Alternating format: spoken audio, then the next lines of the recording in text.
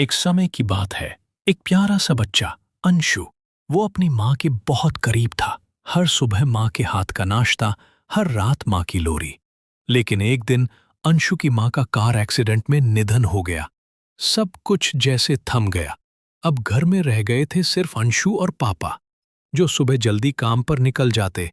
लेकिन अंशु की माँ ने एक सफेद प्यारी सी बिल्ली पाली थी जिसका नाम था किट्टी। अंशु घंटों माँ की तस्वीर को देखता रहता, बिना कुछ बोले। खेलना छोड़ दिया, खाना अधूरा छोड़ देता और स्कूल जाने का मन भी नहीं करता। एक दिन अंशु उदास होकर स्कूल गया। कुछ शरारती बच्चों ने उसका टिफिन छीन लिया और बोले, रोने वाला राजा आ गया।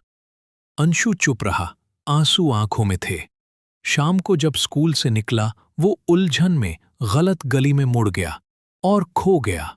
वो डर से कांप रहा था, अकेले अनजान रास्तों में।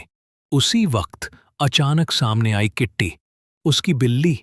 लेकिन उसकी आंखें चमक रही थीं। बिल्ली को देख अंशु को राहत मिली। वो बिल्ली के पीछे पीछे घर तक आ गया। घर आने के बाद अंशु अपनी माँ की तस्वीर देख रोने लगा। किट्टी उसके चारों तरफ घूमती और अंशु को चुप करने की कोशिश करती, लेकिन अंशु चुप नहीं होता। घर के एक कोने में अंशु की माँ की आत्मा ये सब देखती है और भगवान के पास जाकर रोते हुए कहती, मुझे मेरे बेटे से एक बार मिलने दो।